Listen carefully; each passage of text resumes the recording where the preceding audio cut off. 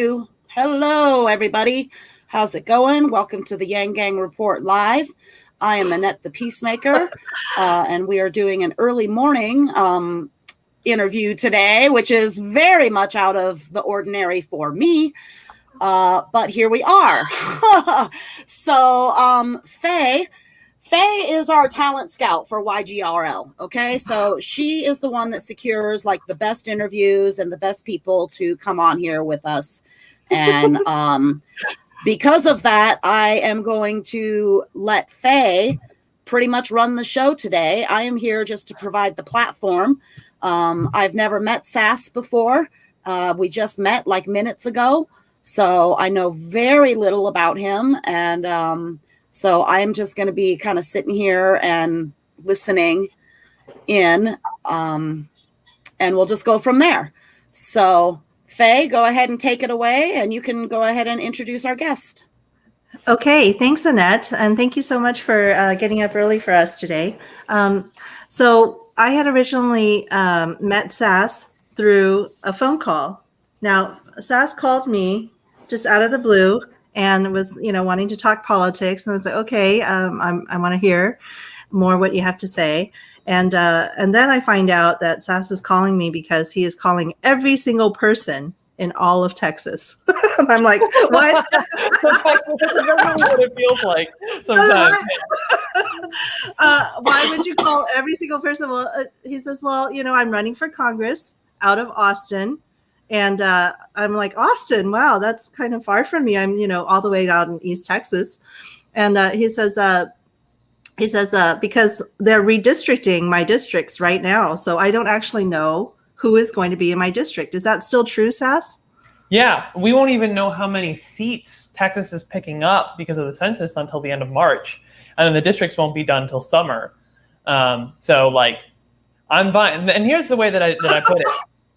I don't live under this delusion that like, I'm only representing my district if I'm going for a federal congressional seat. Like what Congress does affects everybody across the whole country. And the United States is a military and economic superpower. So the things that Congress does affects the whole world. I legitimately feel as though I'm representing every human being on the planet. So I'll talk to anybody because I'm representing you. It's really that simple. Yeah, and I think I also heard from you how the representative is really the most important person, more important than senators and even the president. Is that something that you told me? No, that's not something I said. Okay, because I've heard that. The citizens are the most important people. That's, yeah, okay. I don't know. I don't remember saying that. Okay, because I heard that from, then that must have been from my friend Sheridan Lund, who's running for office in New Mexico from the Albuquerque district. He's also a Humanity Forward platform, hoping to get universal basic income for everyone. And that is, of course, the first question that I really had for Sass regarding politics. Once I figured out that, why he was calling me, I said, have you ever heard of the universal basic income? And of course, Sass did, because you have been organizing for the income movement. Yeah, I have. So I did. Y'all remember the Basic Income March back in September? So, yep. Yeah. So was that the one in Dallas? And then there was another one in Austin because of me. Because of you. Okay, very good. And I worked with Income Movement. I also worked with Hexel, Colorado, out of Dallas. He helped me a lot get like set up and brainstorming and like figuring about a bunch of logistics. But the way that so in Dallas, y'all did like a car parade, and that was super cool. I watched some of the videos, and it was awesome. We did something a little bit different. God, I wish I had a prop. I probably do have a prop, but so I did something a little different. I did like a community art project, and so what I did is I just set up like a table and like a little booth like on the sidewalk downtown, and I would just like hail down people like passersby and be like, hey, I'm doing like a little community art project. Like, you want to help out? And they're like, sure, whatever. I'm like, cool. It's really simple. And there would be a big poster board that said, and I would just read the question out loud. And there was a question at the top and a bunch of like markers. So they could write their answer down. If you received a check for $2,000 today, what would you do with that money? And then they pick up a marker of whatever color, and they'd write it on the poster board. And then we went through almost 5 poster boards, and then I posted them up on the boarded up, like permanently closed businesses downtown all over Austin. So passersby could see it and understand it. And so that was like super duper cool. I'm trying to think. Wow, what a great place to show that off is right in front of a business that is closed, and there's so many now. Is it? Mm-hmm. There's a rise in businesses closing down because of the pandemic. Yeah, it got pretty extreme in Austin downtown because so many of those businesses are like local small businesses, and so they weren't able to get the support that they needed. I mean, I imagine if Congress, of course, we can talk about Congress's response. They didn't send money to people. They kicked everybody on unemployment instead of keeping people attached to their jobs with payroll protection. And the small business loans should have been uncapped, or at least like actually focused on small businesses rather than like a bunch of big corporations with like internal ties to a bunch of banks or whatever. But yeah, I actually want to show you guys share screen. Yep. Just like one of the Chrome tab. Here we go. Did you actually share this at a presentation for the income movement, like at a meeting? Yeah, I believe so. I believe I shared it at Income Movement and at Humanity Forward. So here's like what one of those posters looked like. So really straightforward. I feel like I probably attended one of those meetings and met you and didn't know you as Sass at that moment. Probably, yeah. Yeah, I might have been. Let's see, that was September. I think I was going by Sass at that time. Yeah, cool. So this, I just want to show you guys like one of those, what one of those posters looked like. So this is just on the homepage of my website, voteforsass.com. But yeah, so that was super cool. Okay, so I believe you have the ability to share your screen if you would like. Yeah, did that not work? I just shared my screen for a little bit. Oh, okay. We'll have to let Annette know. So let's go ahead and type it in the chat. I'll ask Annette. Okay. Could you please show the share? So Annette has to actually push a button because that allows us to have good control over things like that. There we go. It's not showing up here. Oh, it hasn't shown up. So there you go. Yeah. Do you have it as a Chrome tab or? Yeah. Here we go. There it is. There it is. Oh, good. Look at that. So after you if you received a check for $2,000, right? Today, what would you do with that money? And then you just left markers there for people to write whatever they wanted as they were passing by. Basically, well, I mean, this is nailed to the board, right? So I took this picture at the end of the day, but like I had it just sitting on a table, and I had like a tray of markers, and so I would just flag people down, and then they'd write their answers down.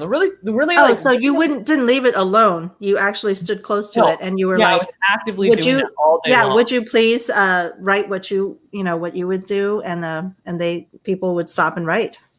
Yeah. And I've looked through every answer on all these boards. Not a single time did anybody ever say I'm going to quit my job or I'm going to spend it on a bunch of drugs or anything. And actually, this ended up being way, way better than I was expecting. What I discovered is like the power of this was like it puts people's minds into the right mindset. Right. So often when you talk about universal basic income, people start thinking about what other people are going to do with the money. But this puts people, like, we don't even mention UBI in this question. That's like a conversation that comes later. After they write down their answer, then we start talking about UBI. And it puts their head in the right spot of like, stop thinking about what other people are going to do with the money. Think about what are you going to do with the money? And when they're already in that mindset, now the gears start turning. And when they see all the answers in front of them, like physically and viscerally, they see 20 other answers that are they're all different. They're all great things. Then they're like in the right mindset of like, oh, wow, this is really, really powerful. This is a great thing. Look at all these positive things that are coming from people, like what they would do with that money. And so that's when I started saying, like, we're fighting to do it not just one time. We're fighting to get this every single month. So I found this to be an incredibly, incredibly powerful question to open, like just a cold open. Don't give any context. Start with this before you start talking about UBI. Yep, I think that is very powerful, and I think we did a little bit of that. Taking from your idea, I think we did that when we were doing our own car parade up in Dallas. Mm-hmm. And but of course, at the time, the way that we were organized, it was all people who were in the parade, so it wasn't like real strangers to the idea. Because we're in the middle of the live stream.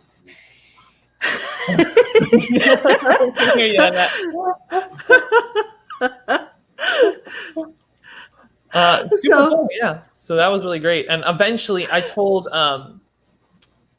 Stacy, who heads up the income movement, I was going to send her like just like a guide on like how to do that thing. The thing that I did, I spent like all day on it, but that's like something that you could do at like a 2 or 3 hour event, just like outside or whatever. And I told her months ago I was going to type up this guide for her, and I'm almost done with it. I will eventually send it to her someday. But it's a really, really easy, lightweight thing that you can do. You just grab a bunch of colorful markers, a little tray, a couple poster boards, a table, a tent, and like, yeah, it's pretty straightforward. And I feel like this particular way of organizing is actually something you can do during the pandemic, because you'd be outside. You could put on a mask and you could offer masks to people. You can get a little hand sanitizer and just sanitize the markers as people go through them. So it seems like a pretty, like effective even during pandemic. It's hard to think of creative ideas like that. So I feel like the purple in your hair is like a symbol of your creativity. Did you put that in more recently? Because in December, okay. I think, it was, and it's supposed to be, there'll eventually be, it's hard to see. There's eventually going to be like a bunch of green. The green didn't come through very well, but eventually there'll be like green streaks, and there'll be a lot of like green and purple. Green and purple. Wow. Yeah. So those are my campaign colors. Okay. That's going to be really, really beautiful and interesting, I think, because I've never seen anybody with green and purple streaks. I've seen like, all the same. So that's pretty interesting. You're pretty crazy with hair color.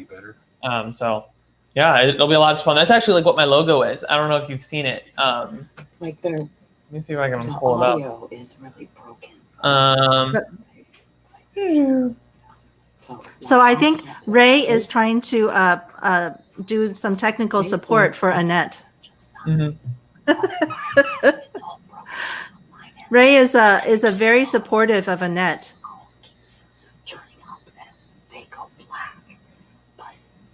I don't know if it's happening on the viewer's end as well.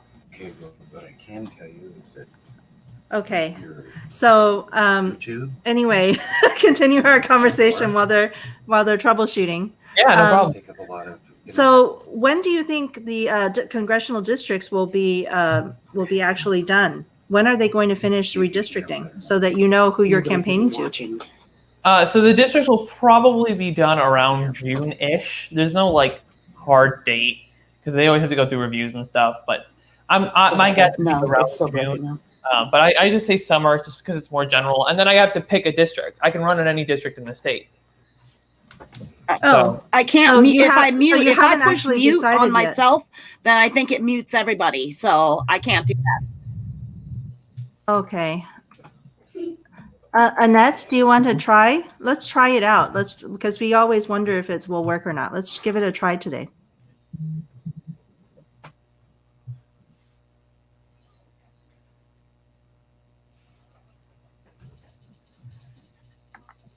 Try what? Hello. Yeah, do you want to try using the mute button? Yeah. What are we trying? I couldn't hear anything you guys said. It was like and that's all I heard. So I have missed this entire conversation. I can't hear anything on my end. I can hear that you are speaking, but it is very much broken up. Well, it's too late now. Ray already left. He reset the Wi-Fi. It didn't fix anything. I'll try the mute button, but We can just try it and see how it works. Cool. So Great. the two of us can hear each other, but I don't know I don't know if it's affecting the viewers. I think it should be fine. It won't affect the viewers. No, that's just Right. muting her own mic. So Okay. there we go. Yeah, good to go. Okay. So yeah, she can't hear us always. So Yep, that's all right. No problem. Cool. So yeah, so like I said, we'll I'll be able to pick my district probably around summertime. And I'll do some like big announcement or whatever it is. But we'll cross that bridge when we come to it. There's a lot of work to do before we get to that point. So I'm just making my strategic moves as I go. I think it's amazing that you're announcing early, because to me, I think that's always a good move, because I just think it takes so much time to get your name out there that the earlier you get started making those phone calls like you were doing, you just have more time to be effective. So even not knowing which specific district it's going to be just makes it amazing. So, okay, Annette, that's great. Thank you so much. So anyway, I think it's really interesting, not only that you are doing it early, because I have had for example, some friends that ran from my district before, they were saying that they didn't want to get the incumbent's attention too early. They didn't want to be attacked right away. Right. Okay. Because you don't know, because you haven't said which district. So I will likely run in a brand new district. Oh, really? Mm-hmm. And I was a little bit afraid for a little bit of if I make too big of a splash ahead of time, then they're going to gerrymander, they're going to specifically draw a district in a way that's difficult for me. But I'm not going to get, they're not going to be, they're drawing for a decade, right? They're not looking at some dude with purple hair, who has zero name. I'm not going to have that kind of name recognition in that period of time. And also, I don't care. I'm building a campaign that is to include all people, period. So whatever my district is irrelevant to me, because I'm going to include all people in this campaign. So that's my stance. They're gonna attack me and do so many things. When they feel that I'm a threat, they're gonna try to infiltrate my campaign. They're gonna do all sorts of crazy crap. And you're getting ready for it. I'm getting ready for it. I see it coming. Do you have somebody who's helping you already as a campaign manager type of thing? Are you working closely with anybody yet? I don't have a campaign manager. There are a couple consultants I'm working with who help me get off the ground with fundraising and teaching me stuff. I do have a social media team of sorts. Again, they're not on my payroll. It's a service I'm paying for.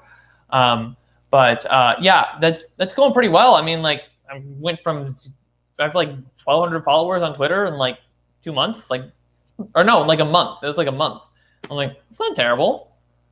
From going from zero to with no name recognition. Oh yeah, and no congressional district yet. No congressional That's district, pretty. I think you're doing pretty good. Yeah. And also the fact that you were already organizing among the gang groups, that people already knew you in Austin because you were heading up a local, sort of a group of people. Are they bringing their energy for you to this campaign also right now? Not really yet. I haven't drilled down into it. I really, I'm kind of getting everything going is tough, right? So the messaging of my campaign is rather unique. It's not just the freedom dividend. There are some other things that I'd love to talk about today that are totally different. Some of it's very technical. I won't right now, things are just, until I can get some people who really understand all of the different points of the campaign. It's talking to people on the phone. It's people have been volunteering in phone banking, which has been fantastic. But so far, it's mostly just been they're trying to get other people connected with me, not talking to them themselves very much. And it's eventually I want that to change, but I need to get more information on my website so people can look through more stuff and learn more about where I'm coming from and my stances and all these things. So there are 1,000 things happening all at the same time. I do have some connections. I have a connection with a local restaurant owner who is I'd love to have this space for live streams and phone banking and stuff, but another piece of this puzzle is like coronavirus just makes everything impossible, right? Like I'm sitting at home on my on my computer all day long, like doing this kind of stuff.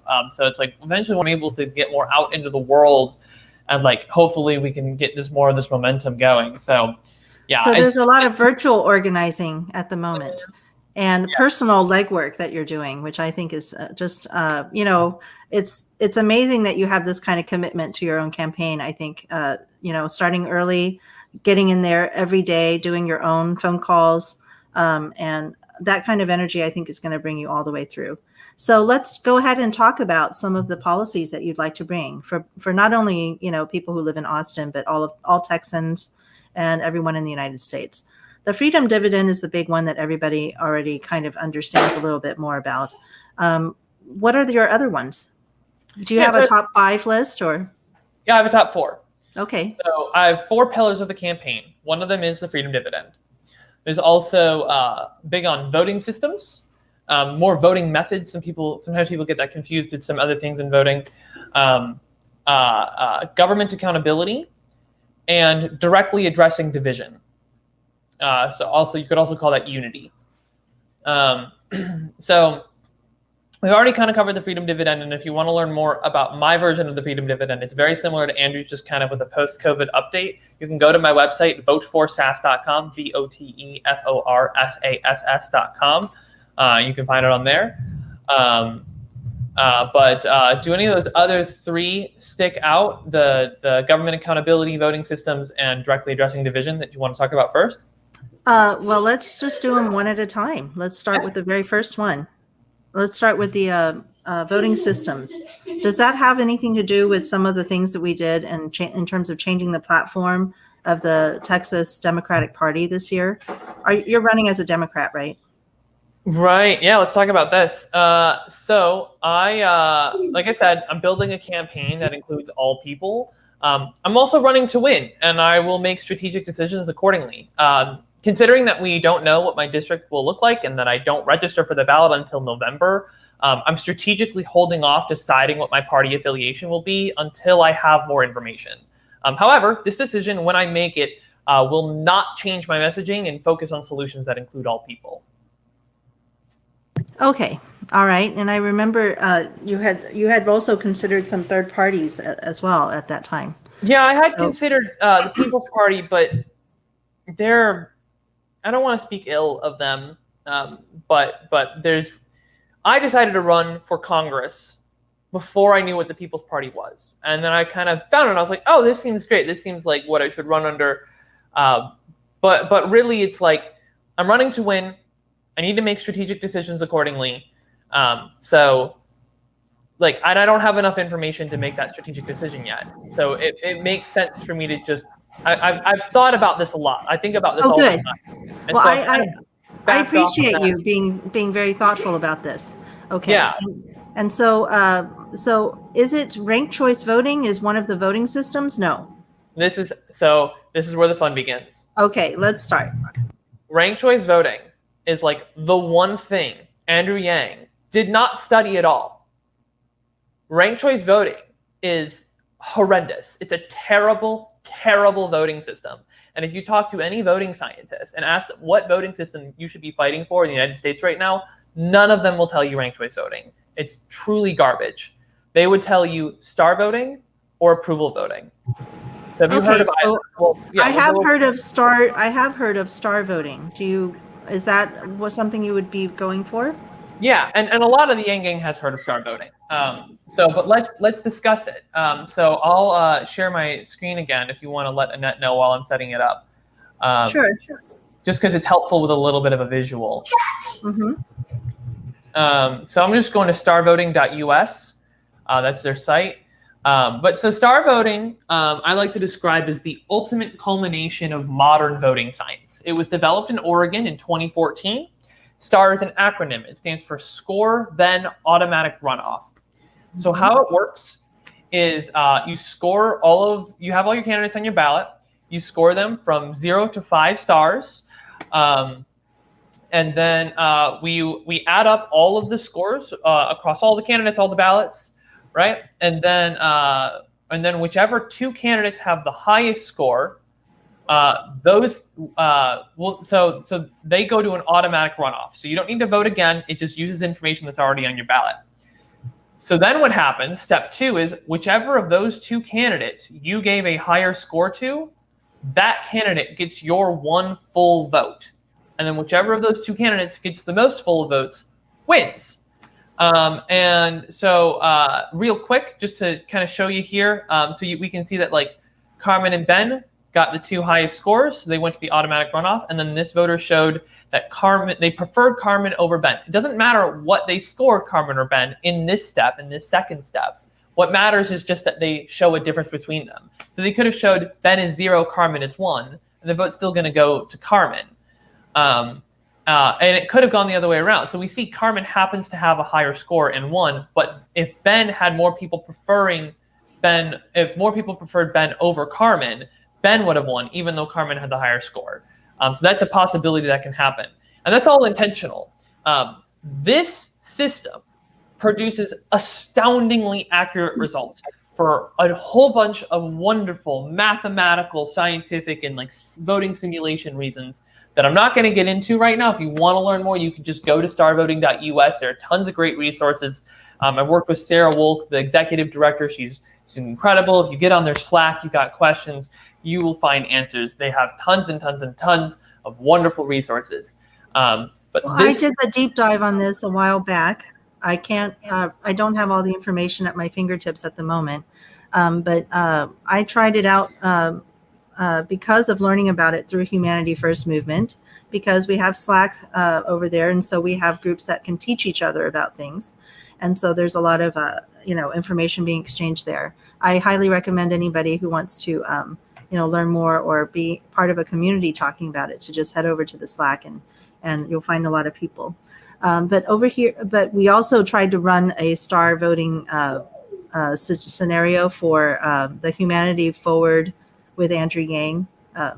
Is that Moving Humanity Forward? I can't remember our own group's name on Facebook.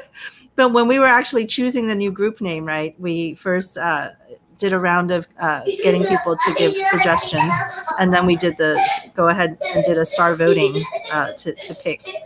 And I think we came out with a good result. So yeah, star voting really is really is phenomenal. It really just manages to tie everything together into like single round, single winner, which is not ideal for like elections in my opinion. But it's the system we have, and so star voting really is great. There's a bit of a hiccup with star voting, and this is why it's not the only system that I advocate and voting scientists advocate for. Star voting is here. I'm going to stop sharing that screen. So star voting is it's a bit of a hiccup in terms of like for small jurisdictions that don't have a lot of money to spend on elections. And I'm literally thinking a town of like 300 or 400 or 500 people who spend a couple $100 on elections. Going up to them and saying, okay, now you have to redesign your ballots. We have to train everybody how to like tabulate this stuff. We have to educate all of your voters. Like in a big city, like that's actually not a big deal. It's actually next to nothing. But in these tiny jurisdictions, that can be a hard sell. As well as election codes across the different states get incredibly convoluted and complex. I've poured through Texas election code for a variety of different projects, and it is a mess. It's a genuine mess. And so like legal viability is like a thing too. Now, STAR does way better with legal viability than like say like ranked choice voting.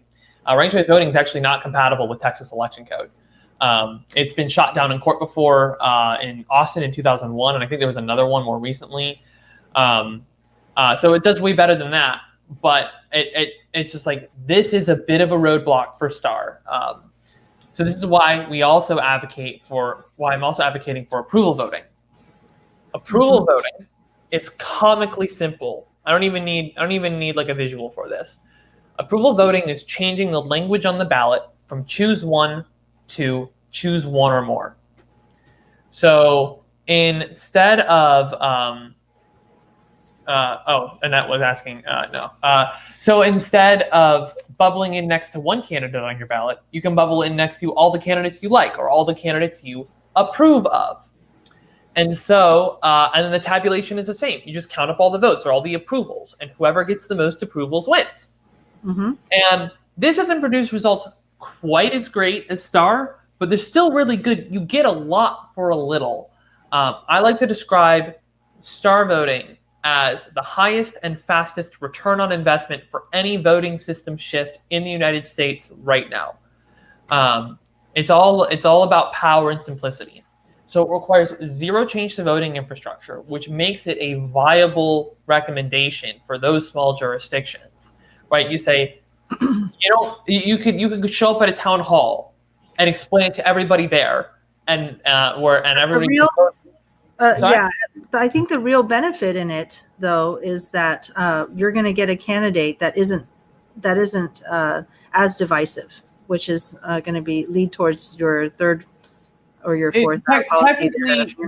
Yeah, you're definitely not going to get a candidate who's divisive. It actually has the opposite effect. So, like I said, approval is not perfect. It actually trends to have the trend of ranked choice voting and plurality voting, like all winner take all, first past the post, all these different names, is a trend toward polarity and a divided two-party system.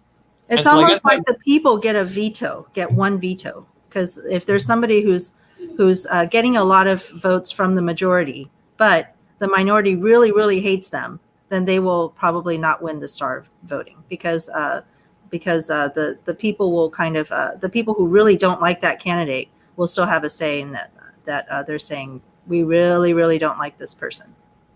For the STAR voting. No, for STAR voting, I want to stick on approval voting for a minute. Approval voting is definitely going to get you a moderate one, because it's the one that most people can handle. So approval voting has a center. Approval voting has a center expansion effect, right? Mm-hmm. So it's like plurality and ranked choice voting have a center squeeze, and so it splits everything into two. Approval voting and other just like raw score voting, like range voting, they have a center expansion. Mm-hmm. And so you do trend toward the middle. STAR voting balances this. So it takes advantage of like the really, really highly expressive ballots, the score voting, which is like the best type of ballot because you just get the most information. This is something that modern voting science has really shown us. There used to be a debate between like rank and score, but like it's pretty solidly like now we understand like no, score is better. The challenge is just coming up with the best tabulation method.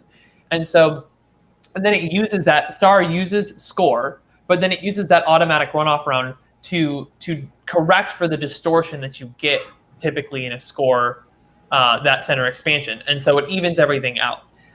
It really is quite incredible, like I said, when you dig down into it. So my favorite thing about STAR voting is that you don't get punished ever for just voting honestly your choices. Whereas ranked choice voting, sometimes you might want to try to game it by voting dishonestly. Yeah, and then that's the thing with ranked choice voting is it's like for the whole, honest voting gets you the best results with ranked choice voting. But for the individual, strategic voting gets you the best results. So there's some sort of mathematical, benefit to being dishonest, which is unpleasant for me. Who want to be a very honest person. People say ranked choice voting is like better than plurality. I actually argue that it's not. I argue that it's worse, particularly for the U.S. And there are a number of reasons for that. One is people all the time say like wasting your vote, like a vote for a third party is a vote for the other, is a vote for like the enemy or whatever. That's technically not true. From a mathematical standpoint, you can't hurt your own candidate by voting for them. Or like you can't help a candidate you don't like by not voting for them, technically, like from a mathematical standpoint. That's not true for ranked choice voting. For ranked choice voting, you can, by voting for your favorite, you can actually hurt your favorite, and you can help the one you don't like. There are other problems with ranked choice voting. It's not precinct summable, which is pretty unique so far as single winner system goes. That's pretty unique. What that means is that you have to centralize tabulation into a single point of failure. So you can't just do addition and have each precinct submit to like the media, and then all the media, anybody can add it up. You have to get all of the ballots into one central location. And by the way, in the United States, we still have all of our ballots as ink on paper for good reason. and then tabulate it, which is like major security issues, especially for a long-standing military and economic superpower. In Maine, where they have ranked choice voting now, they literally put the ballots on a truck and they drive it to a central location to tabulate it. And then what happens when they tabulate it is they don't release all of the ballot data. Right? The reason that you need to centralize the tabulation is because you need to know the exact unique order of every single ballot. Like it's n factorial, where n is the number of candidates. That's the number of possible different ballots you could have. So in a race with 10 candidates, if you're using ranked choice voting, 10 factorial is you could have over 3 million different totally unique ballots, and you can't add them up at the precinct level. You need to put them all together. Now, that data could be released, of what all those ballots are. But it's never been done before. It's not that it couldn't, it just hasn't been. Governments just have not, secretaries of state, around the world, Australia, Ireland, whatever, they don't release all of that ballot data. And so it's less transparent. Yeah, it's less transparent. We can't analyze it. We don't know how accurate the results are. It's not auditable. And here's the other thing. It's only an illusion of choice. So imagine with ranked choice voting, if you understand it already, imagine your first choice candidate is the last one eliminated. All of the other information that you put on that ballot is thrown away. It's never used to determine. Well, you fill out your ballot, but they don't use it. Yeah, so I want to feel like this is something that we need to talk about more within Yang Gang, because a lot of Yang Gang, especially in Texas, I think we need to have this conversation with Hexel and other Texans as well, because I agree with you. But once you get into the woods with this, it could take a really long time, and I want to give you a few more minutes to talk about some of your other policies. So let's try to. I would love to bring that up as a podcast all to itself, just talking about the different types of voting systems. So can we have you back to do that? Maybe even that'd be great. Okay. All right. So what's your next policy? Before we move on, I just want to say one more thing. So just on approval voting, I'm actually currently working with the Center for Election Science to get approval voting for Austin City Council elections. There's nothing really to do in that space right now. We just got some seed funding to get a professional legal opinion. We think it's legally viable, but we just want to get a second opinion. But that's just a thing to look out for. Just follow me on social media. I'll update you when I've got more information, but that's just the thing to keep in mind. But yeah, we'll move on to the next topic. Okay. So government accountability and directly addressing division. Which of those two sticks out to you? Well, if we only had a little bit of time, then I would want to actually talk about addressing division, even though it seems like the softer one of the two. But I just think it's really important, especially for Texans. Yeah, there's some things I want to do legislatively, and I can come back around to those if we want. But right now, the division, of course, is it's crippling our country. Right, it's a huge problem. The polarization is so extreme. Well, we've got this profit-driven media from Fox to Facebook that is incentivized only to make money. They're not incentivized to spread information. They're only incentivized to make money. And they found that the best way to do that is to spread misinformation and propaganda and lies to get people angry at each other. So that way they'll watch more, because it's doom scrolling, and they get more eyes on ads. And so, like I said, I'm good on time. So like I said, there's some legislative things I want to do, but I don't want to wait till I get elected to start dealing with this problem. One of the things that I'm going to do throughout and beyond my campaign, and I think I'm going to start setting this up sooner than expected, is every week I'm going to host a live stream where I bring on somebody who disagrees with me and just talk. Just have a conversation. People are so sick of the streaming matches on cable. They are they're craving this, right? People want to remember what it's like to talk to somebody they might not agree with, because everybody hates losing. And like a sporting match, right? You shake hands before and after. Yeah. Yeah. We don't do that anymore. But it's and here's the thing, people don't like losing friends and family over these stupid identity politics and the labels, and there's like terminology we don't even agree on what it means anymore. Like, who actually knows what socialism means, right? Like, what a ridiculous word, right? Like, it's all the like capitalism, like liberal, like the word liberal. When you think about it, it's like, wait, that's not what that word means. Why are we using it that way? Like, and so it's like, it's a big fat mess. And it's like, I'm going to be actively avoiding this mess. And, the media is going to want to put me in a box and get their sound bites or whatever. But I'm going to be adamant about saying, no, I'm focused on solutions that include all people and making the best decisions for today and for the foreseeable future, regardless of where those ideas come from. Hi, Ariel. So Ariel is on Revolutionary Thinking. This is Ariel's platform on YouTube, but he's also on the roundtable with us and with me. And so, so when you get over to the roundtable, you'll meet him more directly. Unless he hopped in here. So I wanted to find out more about what you would do. So see, this is the thing. I think that most politicians don't want to give the other side any time to speak, and they don't want to talk about. They don't want to take the chance that they might not look good on the camera for a minute because the other person is disagreeing with them, and then maybe there's some sort of conflict and I don't know, emotions flare or something. So you're not afraid of that. I think that's amazing that you have. You feel like I'm in control of my emotions, and I'm just going to expect this other person to behave in a reasonable, decent human manner in front of the camera. I don't expect them to. No, that's not. I'm not expecting anything of anybody. Okay. I'm saying that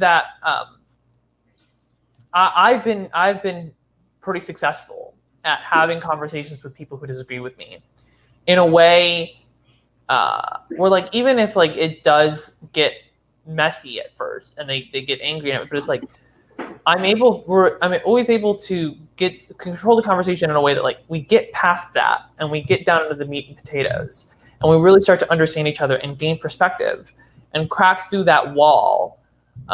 And like I like to call it like cracking the shell, like cracking like I think of like an eggshell. Like it's not about like convincing them to think exactly the way that I'm thinking by the end of this conversation. It's about like, no, like let's actually like talk. And I'm so sick of these like political. I mean, it's already like formatted wrong. Debates. Like no.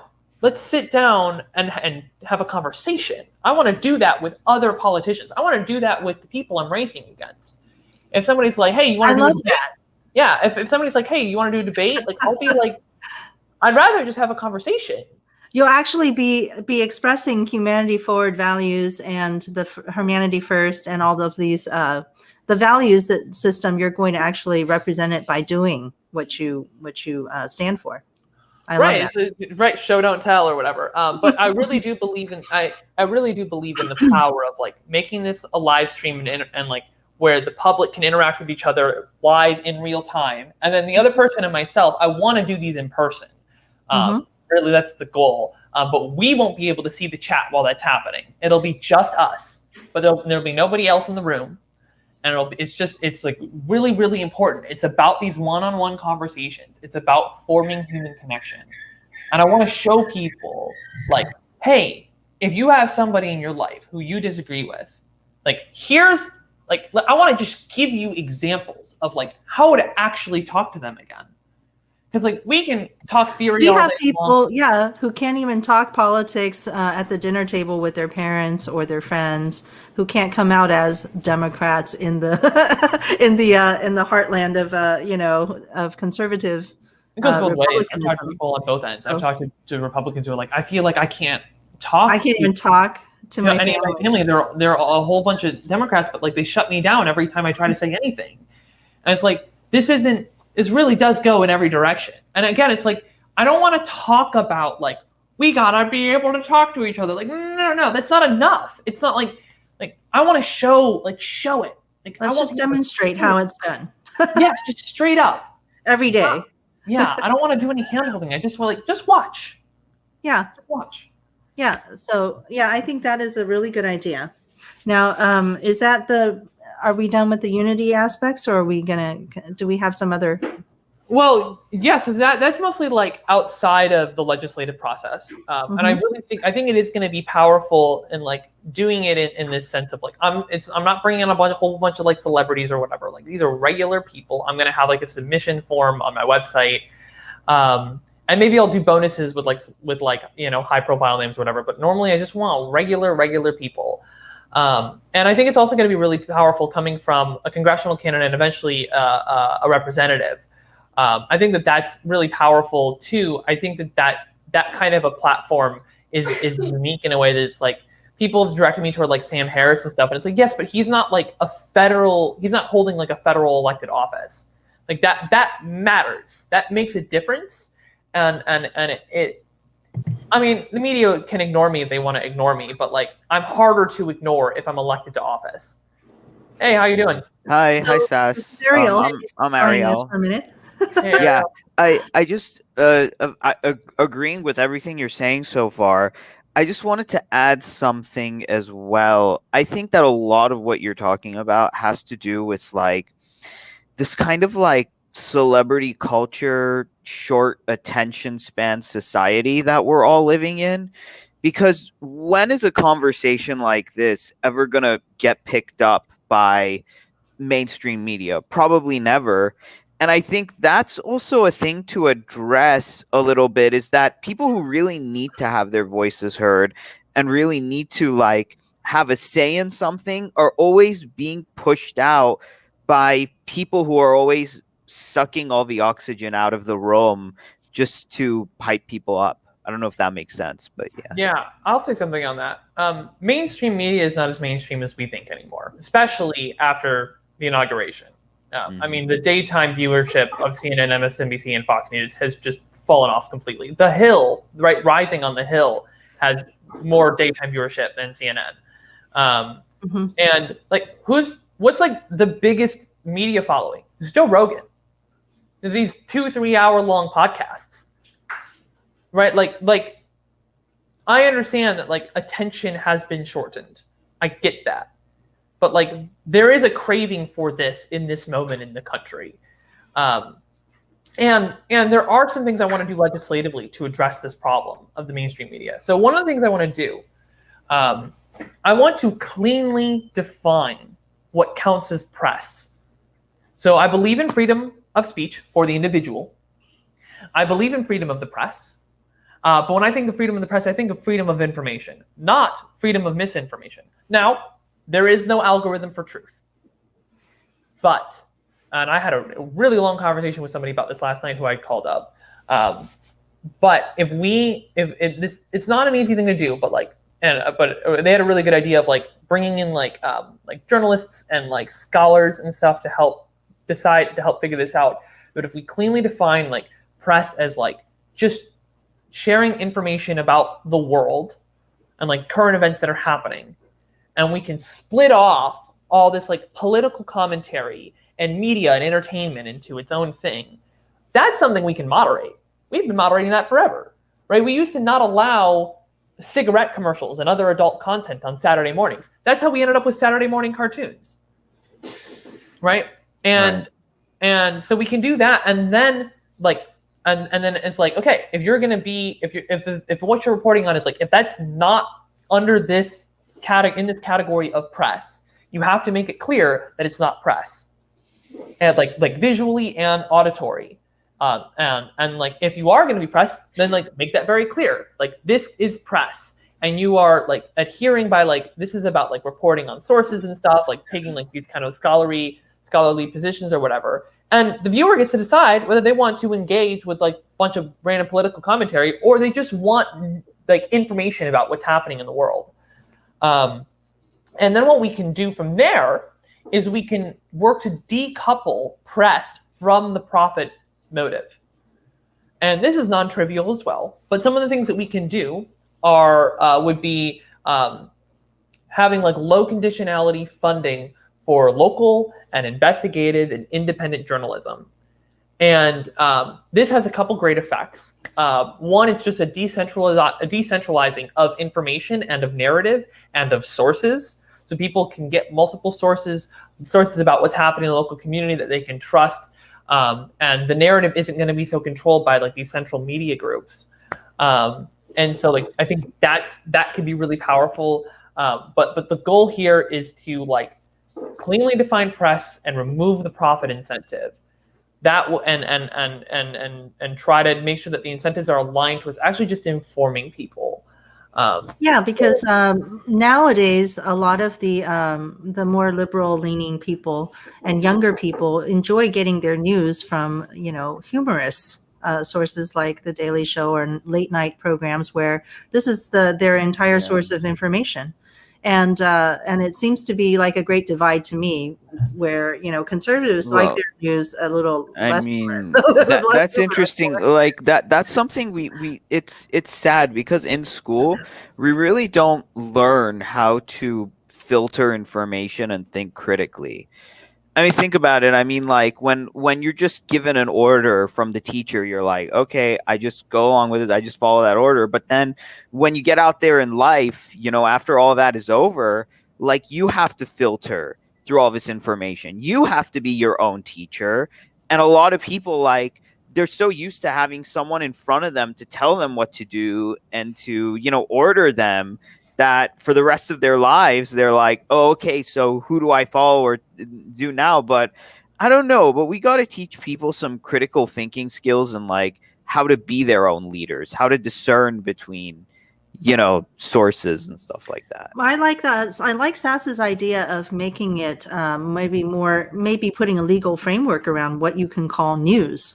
Like right now, we can call all kinds of things food, but then we said, no, wait a minute, we're getting into trouble with that. So now we have the FDA regulating, right? Or certain they're going to say that you can't call this fresh. You can't call this fresh unless it actually is fresh based on these standards. And so maybe we need some government standards also for news. Like you can't call this news if you're just a humor show, or if you're just if your main target is to talk about only Republican leaning thought, then you can't call this news. You've got to call this, something else. So there has to be some standard for what you can call unbiased news reporting, factual reporting. Yeah, Tide Pods aren't food. Yeah, so and same thing. There's got to be some regulation involved too. So and same thing for the other side. And we don't want gladiator battles anymore when someone invites a person of like the opposite political leaning and they're just like talking over each other and pointing fingers and thumping their chests. Yeah, and like I said, once you're talking about just like political commentary and stuff, and then you have like businesses and organizations and like these big media corporations, like that we can moderate. That doesn't mean it's not infringing on freedom of speech. Freedom of speech is for the individual. As an individual, you say whatever you want. Just about. Can't scream fire in the middle of the Rush Limbaugh is not news because he would fall under this other category. So we at least have clear-cut categories for people to choose from. That would be as some kind of media, whatever, like you can choose. I don't care whether like Fox decides that they want to just become press or whether they want to be all political commentary or they want to have different programs. I mean, I could see like having different programs so long as, again, they're very clearly showing and stating like this segment is press, this segment is not. So I think we've moved away from the unity question. Now, should maybe we talk about government accountability, which is your fourth or third? I don't know. We kind of did that. That's the best. Really matter. I thought you would be happy to talk about this, Ariel. So this is a big, expansive area. Transparency is irrelevant without accountability, and vice versa. And we know this because we've seen all the reports and the scandals and the emails and the recordings come out of all these big name politicians. And then nothing changes. There's no punishment. There's nothing. No consequence. And so, okay, I want to start a national conversation around government accountability.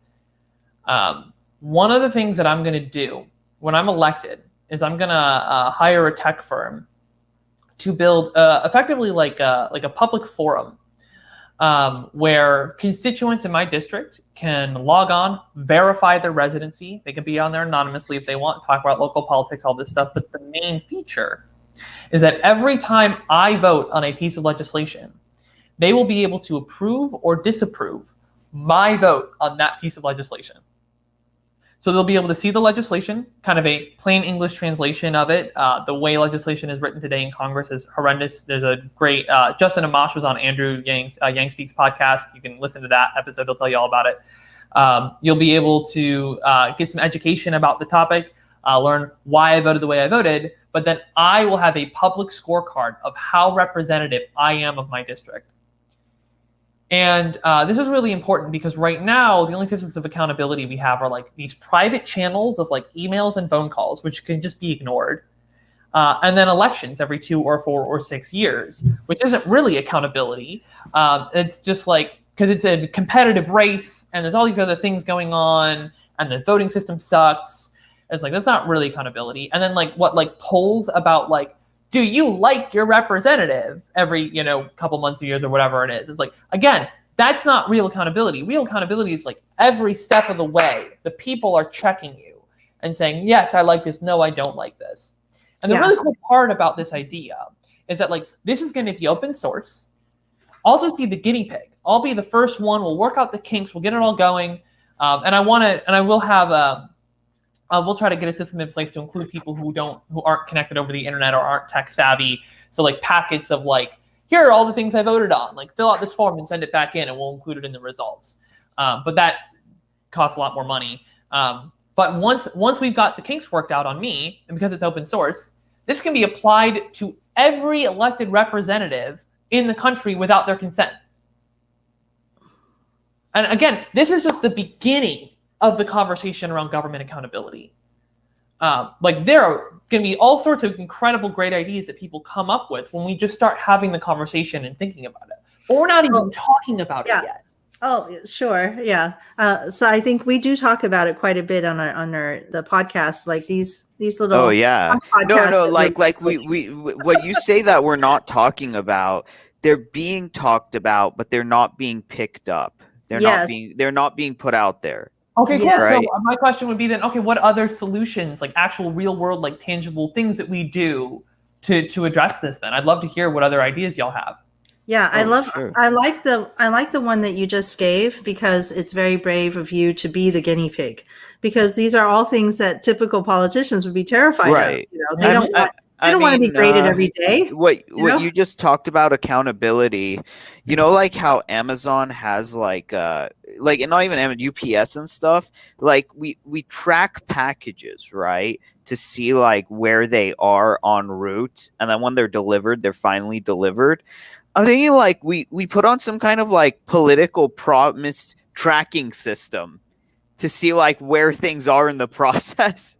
That could be interesting. Like, has this promise been delivered? This promise and track like where is it in legislation, something like that. I don't know. Yeah, so basically it would be like you had the 4 top policies, right? And then there would be a tracker on it, and you say, okay, well, what have I done on this particular project so far? And then there would be like a checkbox, right? If once you've done the first step of writing the legislation, okay, check. Now we've passed it through the House, check. Now we're going to go through the Senate, right? And so it's like that's the kind of tracking that Ariel is proposing. The question is, does this rely on your representatives doing stuff? Because that's the key part here. Like you said, politicians don't want to be accountable. Like, who wants to be accountable to somebody else? Like, I just rather rake in the dough. So like the whole point is like this solution does not require like this is just a thing that like the people do outside of the legislation. I'd love to codify this into law, this concept, but like good luck, right? It's like I'm trying to take this like real world approach of like how do we actually do the thing? How do we actually get it done? And like there are some things that are just like you're just gonna have to do legislative stuff, but like there are other things that are like you don't need your representatives to be on your side to do this. You can just do it. And so I'm wondering with this like whole tracking thing, does this require that like the representative is like cooperative with the system? So I think we could tie it to their pay. I think that'll be a big incentive. But how would you do that without like changing things legislatively? Like you need to get them to change the laws to do that. So for Sass, I think that actually the engineering question that you just posed can be done with aerials as well. It's just, somebody would put together, say, well, here's a campaign promise they made. They would put that on the list, and it could be built without the, politicians actually participating, because outwardly we can track that, oh, well, have they actually written any legislation or introduced legislation in regards to this thing that they promised, or what did they vote for, So I think that the idea of engineering this solution outside, making a tracker for, or a report card for each politician, has been tried in some sense. I think there are some sort of report cards out there, but it's not adopted by the masses, because only people who are very, very, heavily invested in politics is going to even pay attention to it. Whereas, yeah, go ahead. Well, I'm saying this is like the important bit of like these, like having this stuff come out of the mouth of a federally elected representative. That's like the powerful thing that's missing here, because people who like don't believe in electoral politics, right, very disconnected from all of this, right? It's like they don't see a reason to do this or whatever. Like the messaging is very split, right? The people who are like like into the identity politics or whatever. I mean, maybe not explicitly, but like they're very much like, I voted and I did my job, which is like insane. Like vote, and you got to do a lot more than just vote. Like by bringing all this together, like taking this perspective of like, yes, our electoral politics are broken, but I'm still gonna run. I'm going to win, and then I'm going to be a federally elected representative. Like it's a unique combination of all of this stuff, and it was going to reach people it hasn't reached before. And it's like, obviously like the media can ignore me, but I'm a lot harder to ignore once I'm elected. Yes, and also if you actually start doing this and doing the polling of your own people in your own area, I think that's something that I'm really impressed with in terms of the Chinese system. So the Chinese system, because they only have one party, what are they doing, in order to be responsive to their humans and stay legitimate? What they're doing is they hire polling companies. And the polling companies just constantly ask the people, are we doing a good job? How do you like your trash collection? How do you like your, how do you like your local government officials' decision on this? What do you want changed about your, tax form or whatever it is that they're doing, right? And so, like a functioning government. Right. So it's like the question is how much of that do we do around here? We hardly ever have a politician come and ask us things. Politicians around here do two things. One, they fundraise, right? They fundraise, so they talk to rich people. And the second thing that they do is they give town halls where they tell you what's happening. They don't sit and spend 40 minutes asking questions of you and having you answer to them. They spend 40 minutes talking at you.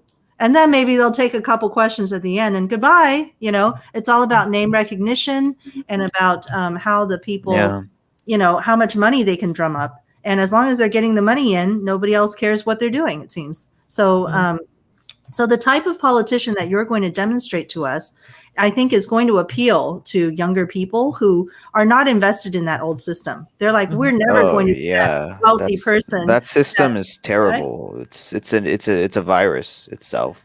System. I agree. It's an infection. And once if you are elected, they're never going to be able to put up another old time politician in your place again, because there will be nobody. Oh my God! Please don't get my hopes too high, Faye. Oh God, that is like my dream. If like a young one comes in and then the old person can never come in again. No offense to old people, but oh man, just. Yeah, I will say this. Wonderful. I will say this because you're going to have to outcompete him in the new ecosystem that he has created. Yeah, I mean, the idea is like once I'm incumbent, like I should be getting 80% of the vote going forward or something ridiculous. No, but like, what was I going to say? I mean, like we all like Bernie Sanders, but like he's great. Kind of. I like him.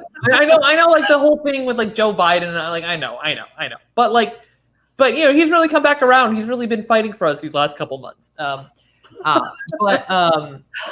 the thing is, like, okay, you don't want to lose Bernie Sanders, but if you get rid of all these other 80-year-old lawyers who still live in the 20th century and can't even talk to Mark Zuckerberg, and replace them with modern minds who live in the 21st century and create solutions that make sense for today and the information age, that's worth it in my mind. You know, like I don't want to be reliant on just like the one person who happens to have a head on his shoulders and happens to care about people. Like I want that to be everybody in Congress. Well, yeah, it's the whole idea of like federal jobs guarantee versus UBI, and just you have to see. I agree with you. Federal jobs guarantee like is still stuck in the 20th century, thinking of like what jobs are. Like the way we define work is flawed, and we need to change the way we think about work. 100%. It's so. Yeah.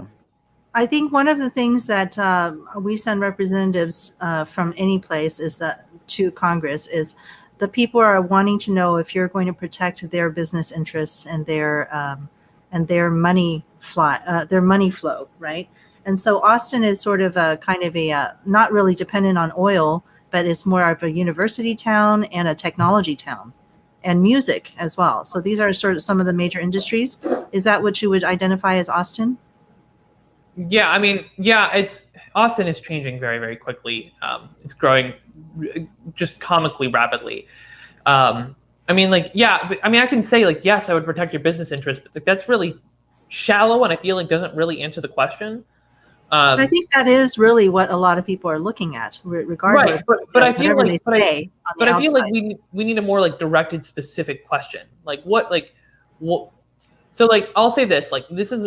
If you ask a small business owner, what would you prefer? A loan or that all of your customers have enough money to spend in your business? They would tell you the latter, right? They want their customers, and like that's why the UBI is so powerful, right? Not only does it encourage entrepreneurship, it also like helps to keep money in local areas and get people to support the local businesses.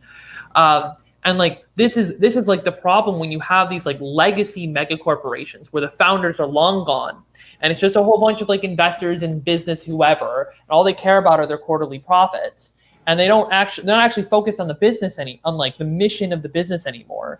And it's like instead of like running the business, they'd rather just lobby Congress to write them checks to stay afloat.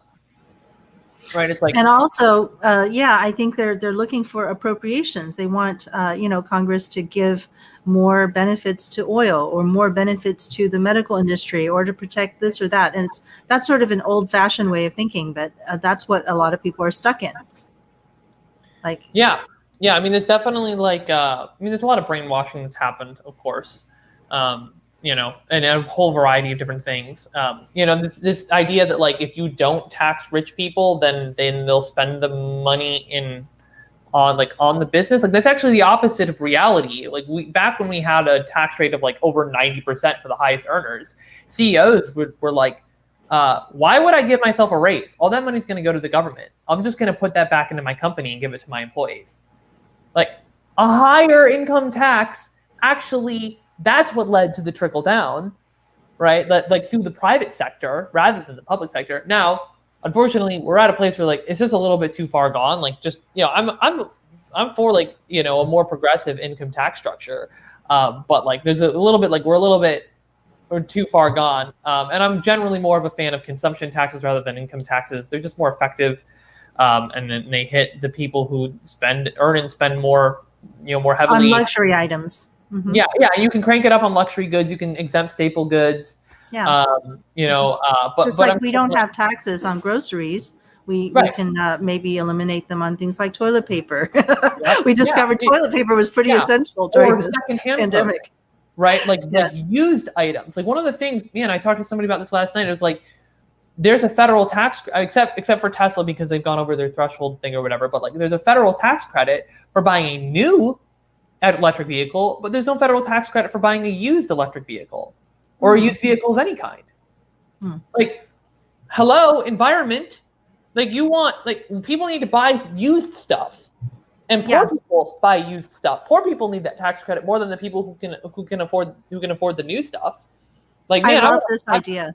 I just bought a Nissan Leaf about a year ago, a used one, and I was looking for incentives in Texas, in Austin, federally, nothing. I was like, I'm sacrificing here. This vehicle has like a 60-mile range, right? Like I'm going from I was on a hand-me-down internal combustion engine vehicle. I was like the 4th owner of it. To like, all right, I'm going fully electric. I won't be able to leave Austin because I just don't have enough range on this thing. And there's no like charging, the charging infrastructure isn't there. But like, this is the sacrifice that I'm making to try to help the environment. But I don't get anything. But somebody who can afford to buy a brand new Tesla, and I love Tesla, don't get me wrong. I would love to have a Tesla. But somebody who can afford an $80,000 Model S, it's like, then they get $7,500 off of that. I was like, excuse me? That, like, and they can like road trip, they can go everywhere. Like you're hardly making a sacrifice with that vehicle. Well, like, I think that's really interesting, the whole secondhand market thing, because poor people do use a lot of secondhand goods of all kinds, not only furniture, everything. So I think it would be cool if there was no tax on the secondhand, but then you go to like Goodwill. How would people gain that is the main question. Yeah. So if we could figure out how to prevent gaming of that situation, that would be very cool. Yeah, I mean, there's like you probably wouldn't want to just have people just resell it right immediately. Like, oh, I buy it all from Costco and I do that, and then I just resell it immediately. I don't know. Could it be gamed that way? Well, for like somewhere between like the original price that you paid for it and like the slight. I don't understand. Like you just go to Costco and buy it with no taxes on it. Why would you resell it? I don't understand how you would make money on that. I mean, it's because you would buy it with taxes, and then it would be hard to resell it until it was. She had actually had some use of it. Well, the whole point is to encourage people to buy used instead of new. Mm-hmm. So, like, just generally, like our hyper-consumerism is destroying the planet. Like among many, there are a lot of things we're doing that are destroying the planet, but hyper-consumerism is one of them. So okay, so here's one way I would maybe try to game that. Okay, which I think is a great idea. I just want to like figure out how we could do it without these other issues. So supposing I buy something from Costco and I pay the tax, right? And now I go to resell it. Then can I actually get more money out of it some way? Oh, okay, I see what you're saying. So I'm thinking the next person who buys it from me doesn't have to pay about groceries. Like groceries would all like used and groceries. Like you're not going to buy used groceries. Like that's weird. So maybe Costco is the best example. Maybe like that's a different example. So if you're paying more to buy it new. So you're talking about like if you went to like IKEA and bought a shelf or whatever. Right. And it's like, okay, so you're buying it new, and then that's a higher price. You're trying to resell it. Like you're gonna take a hit on that, obviously. But it's like that also encourages you, like if you do buy something new, like hold on to it. Like don't replace it right away. Like really like keep it for a while and try to get as much use out of it as you can, and then finally sell it. And like it also encourages people to like buy used. Like I don't understand your angle on gaming this. Well, maybe it can't be gamed in that way anyway. So I might just be taking us down the wrong way. Let's talk about some more other government accountability things. Did you have some other ideas other than being the demonstration yourself of having a good report card? That was the big one. And government accountability does also tie into voting systems as well. Like it is still accountability, but like I kind of still separate them out because they really are kind of like their own. The voting systems is like a big enough thing that it kind of needs to sit by itself. So voting systems is huge. Right now, people all the time say we got to get money out of politics. It's a little bit like naive of like the full understanding. So really what it is like the balance, like the power of the dollar in politics is way higher than the power of the vote. That balance is way off. It'd be great to get to remove the power of the dollar in politics. You're never going to get that to zero. But it's like, okay, we want to reduce the power of the dollar in politics. Well, that's a little bit tough to do, just like directly. Like, why would the people who are already elected want to do that? We're making all this money. But what we can do is increase the power of the vote. That's where we start. And that's where voting systems come in. When you have better voting systems, you're increasing the power of the vote. And then you get better representatives in who are like, why why do I not want public campaign financing? I'd love to not have to fundraise. I'd love to not have these 2-year-long campaign cycles. And so I don't know why more representatives don't want it. Maybe it's a barrier to entry thing. They just see the big picture of like it's helping them to stay as an incumbent. I don't know. I'm going to have to say corruption on that one because perhaps they keep some of that money and do private things that they shouldn't, once they get into office and all. I actually have one other question that was not related to your campaign strategies and stuff, but I mean your campaign policies. Is I actually wanted to ask you a little bit about how you plan on addressing the Latin vote.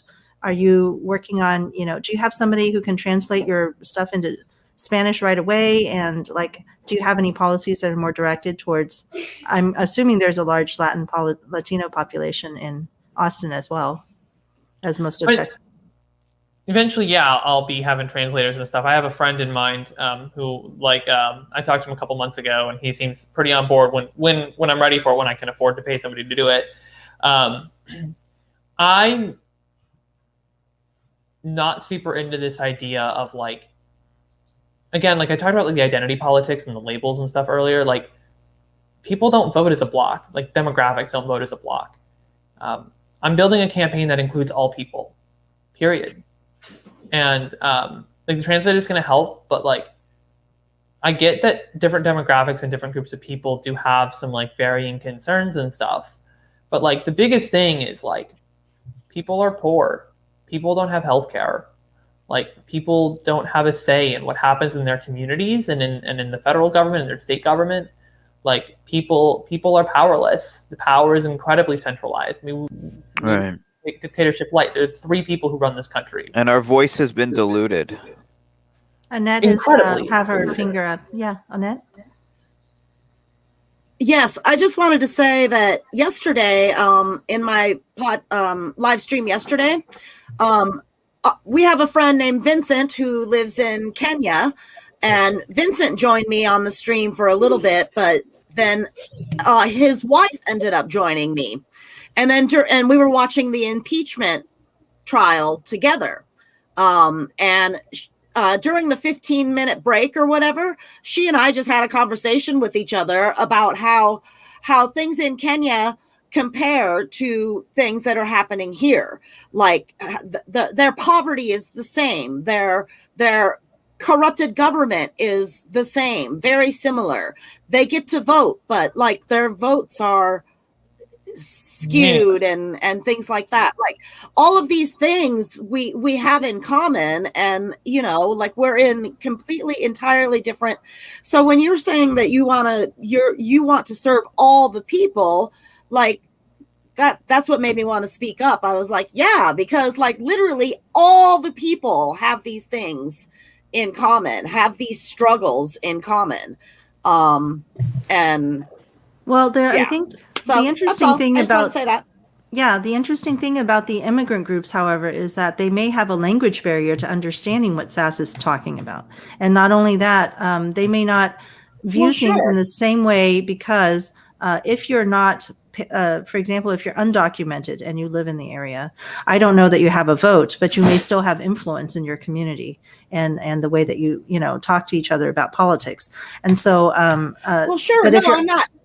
Yeah, and if you're undocumented, there are certain policies that will not benefit you, right? And certain policies that can benefit your family and keep you afloat.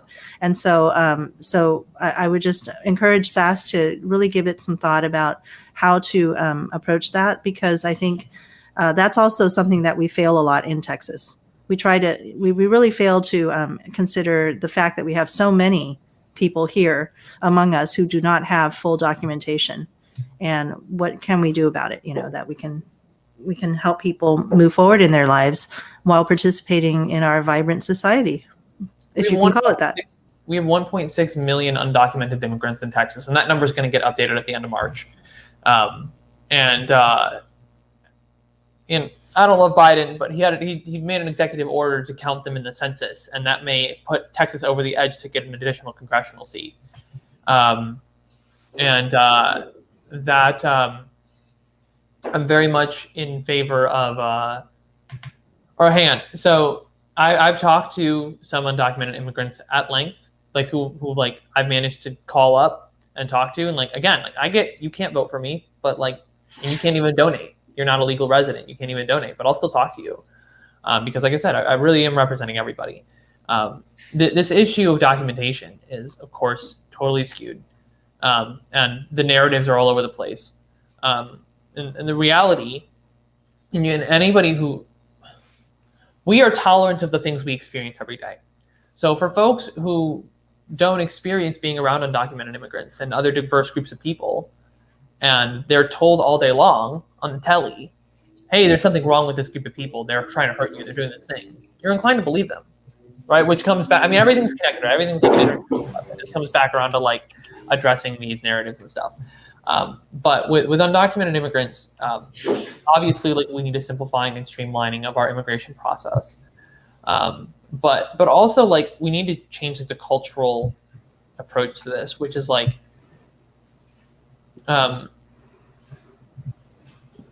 what I would like to see. Our country is made stronger by having more people here and having more diversity. One of the things that I say is diversity without division. Diversity is our greatest strength as the United States.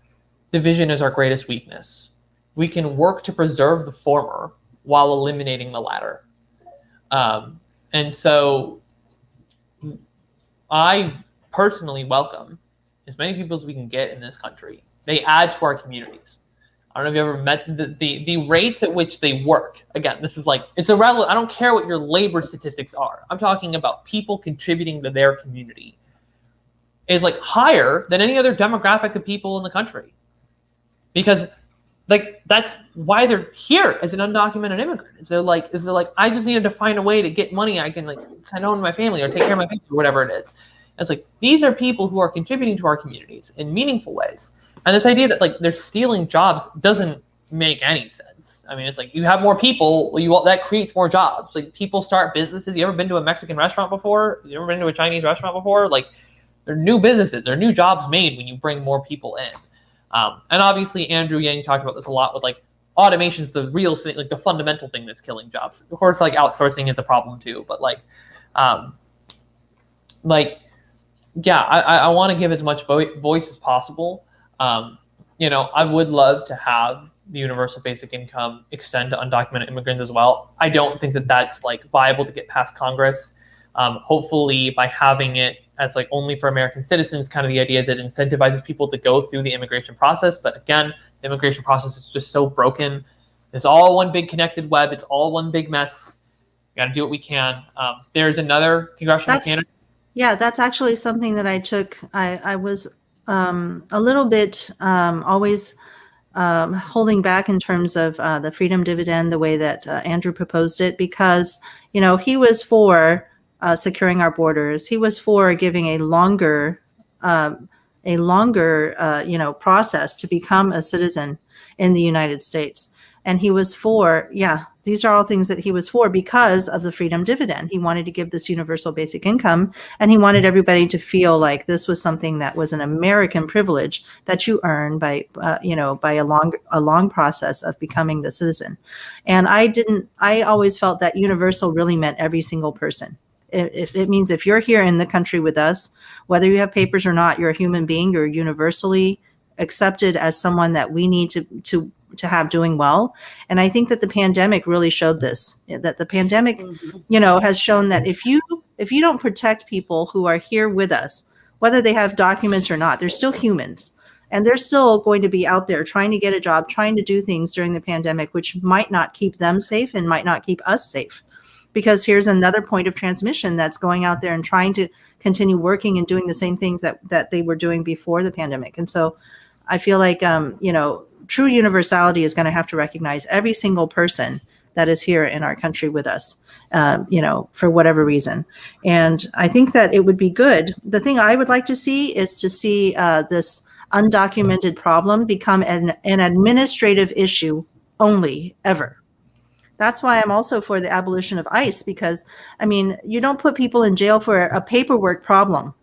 This is a paperwork problem. This is not criminal in any other way. It's just a matter of, did I actually do the paperwork in order to get my SNAP? Did I do the paperwork to handle some situation? It should stay an administrative issue, and it should be a simple fine or something that can, that where people are not criminalized for the fact of not having papers. Because I think, but we're not there yet in Texas, and so it's a very difficult issue to bring up. And hopefully, you can move that. I'm hoping that you and other new candidates will be able to move the toxic narratives forward into something that's actually healing for our country. Yeah, healing is the right word. I mean, really, like, we do need a healing in this country, and one of the ways that I want to address it is through those weekly conversations. And so, again, this is all one big interconnected web. I agree with you. There's another congressional candidate running out in Connecticut who he has on his platform. He calls it the American Promise. And it is a UBI, but it's like depending on like what your immigration status is, like you'll get money, but it might be less if like you're undocumented or like you're a legal resident. It might be somewhere in between. Like they have one for kids, and like it's like I don't remember the whole thing. It's interesting. One of the things I really like about the universal and conditional basic income is that there is no stigma attached to it because everybody's getting the same. Of course, you're not including people who are living in the country. It's not everybody. So, like, again, that's what I would like. But I also get that, like, there are legislative hurdles to, like, making that happen. Like, that might make it legislatively unviable, and it sucks. But, like, we live in the real world. We got to negotiate with people. I believe that it was actually proposed by several people who are currently in Congress to give the universal cash stimulus to people who are not documented as well. I think the stimulus is a little bit easier sell on that than like a perpetual universal basic income. I might be wrong. I'd love to be wrong. I'm still going to try for it. Like I'm not saying I won't try, but to just want to like set expectations and like I say I'm fighting for $2,000 a month because it's post-COVID, and also because we live in the real world and. Like, we don't get everything we ask for, and I'm not going to kneecap myself ahead of time. And like, if it comes to the floor for a vote at $1,700 a month, like I'm likely, and I get everything else that I asked for, but they just lowered that amount a little bit, and then maybe the VAT to accordingly. Like, I'd vote yes. $1,700 a month would be great. Yeah. Right. Let's not let perfection be the enemy of progress, as they say. Mm-hmm. That's a big thing. And yeah, I'm right with you. I think that people are just exhausted of all the gridlock and the fighting and all that, and we just want to see things work. I don't know. I'm speaking for myself, but that's the kind of vibe that I'm getting right now. That's the vibe that I get from. That's like the most common vibe that I get from people when I talk to them on the phone. Talked to over 1,000 Texans since November. Excellent. That is the most common thing that I get. And tell them, as a guy from California, I'm right there with them. Oh, and I've talked to a bunch of Texans who have moved to California too. Oh, okay. Yeah, they moved to California, or moved to New York, or moved to New Jersey, moved to Michigan, Wisconsin. Oh, wow. Oh, yeah. They tell me, well, I've moved out of state. I don't care. If you got things to say, I got ears to listen. If not, it's your choice. Wonderful. I'm representing all people. Like I'm serious. That's not a joke. It's not like some campaign, whatever. Well, that's really interesting to hear because I'm always hearing in Texas, all these Californians moving in here, destroying our state and all this. I'm like, well, I guess it goes both ways. People. I hear that in Austin a lot, man. There are a lot of Californians in Austin. There are a lot of Californians in Austin. I can tell you. Are they changing the politics? They're changing the landscape for better or for worse? What do you think? It's hard to tell. Well, people from everywhere is the same. The gentrification is pretty extreme in Austin. Gentrification is good or bad going on right now? Gentrification is like it's always a negative thing, but like it's pretty like it's hurting Austin. And I think the UBI is something that we could do from the federal level that would help to slow that down, because it would give people who already live in these spaces more power. Right? It's just empowering. I mean. It's the mission statement of my campaign is to empower every individual to become the best version of themselves. Universal basic income is incredibly empowering, especially because in this country, money is power. This is the country that runs on money. And so, yeah, and there are a lot of things that need to happen at like the municipal level, like zoning. Like they still won't build multifamily units in Austin because of the zoning. Why is that? Because Mayor Adler and a whole bunch of the city council members, like entire campaigns are funded by lawyers, executives, and real estate developers. And that's public information you can find, but nobody ever looks at it.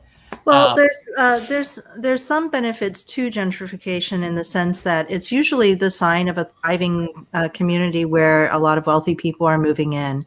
And the main problem with it is that, of course, that that poor people are getting and working class people are getting priced out of their own neighborhoods where they used to live.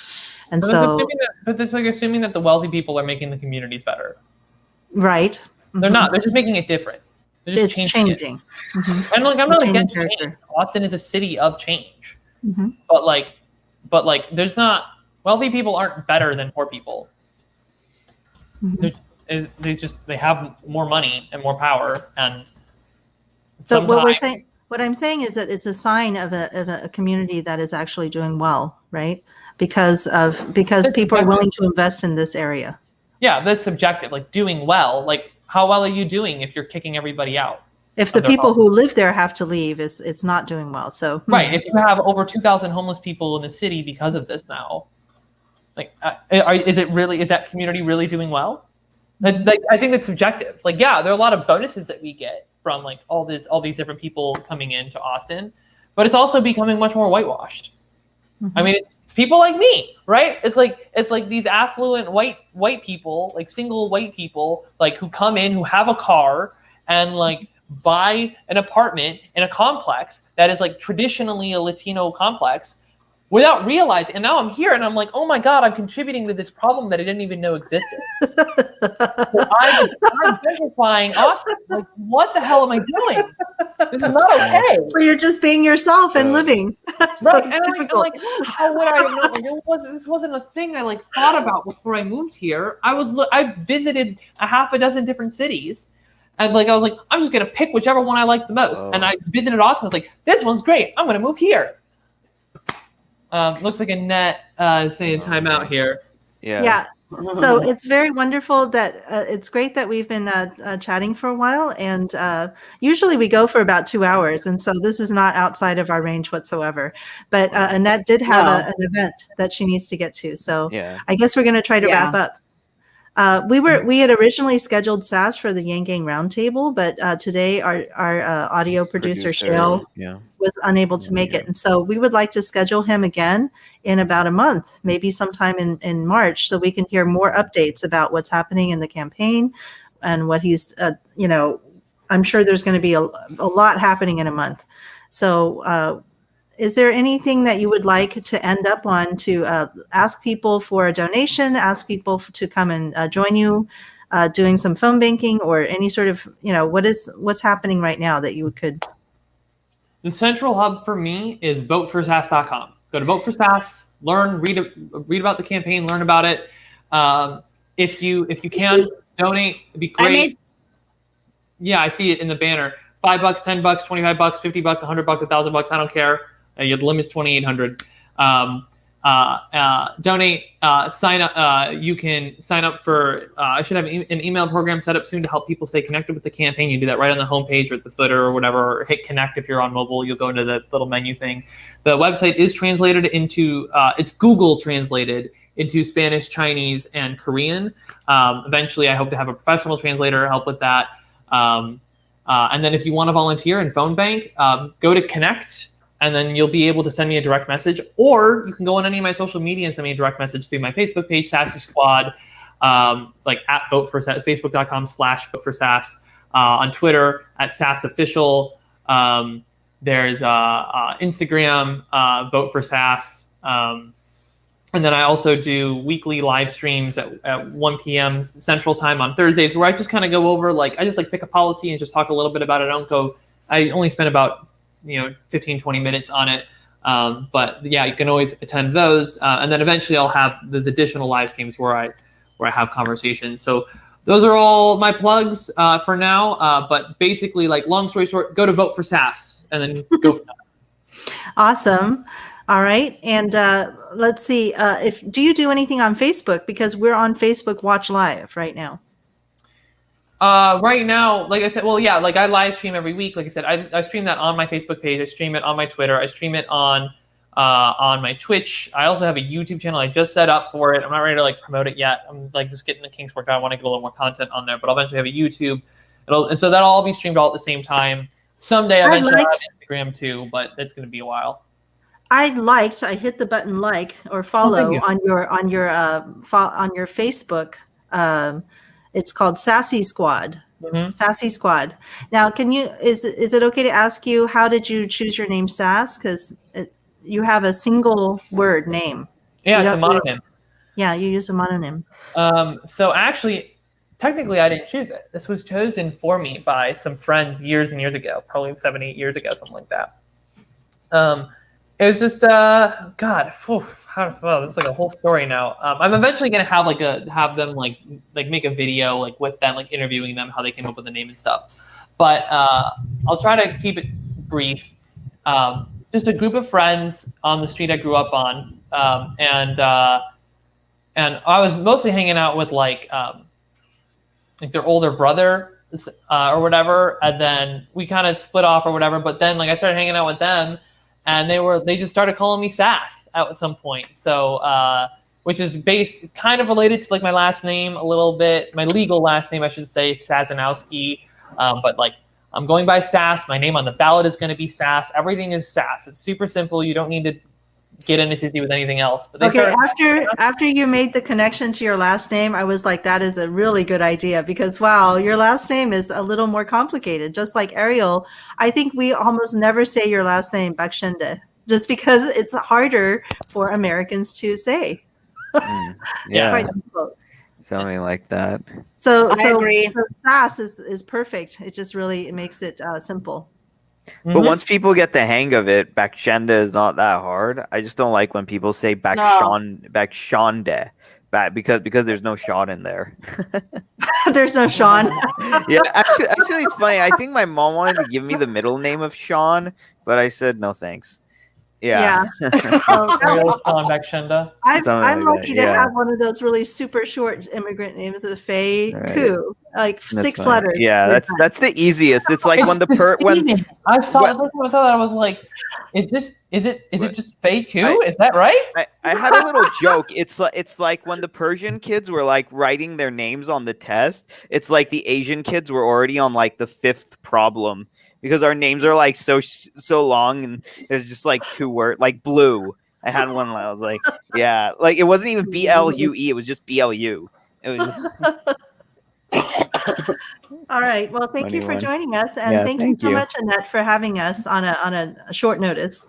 And this has been great. No problem. Thanks. It was fun. Yeah, it's been fun. I ended up being able to hear more towards the end, so I was finally able to jump into the conversation. But it was really rough going at the beginning, so I missed like entire portions of it. So I'm really sorry. But anyway, it is what it is, and I'm glad that we had it. And we'll see you we'll come back in about a month and revisit. We'll see where you are. Okay. I love it. See you guys. Thanks, everybody. All right. Bye, everybody. Bye.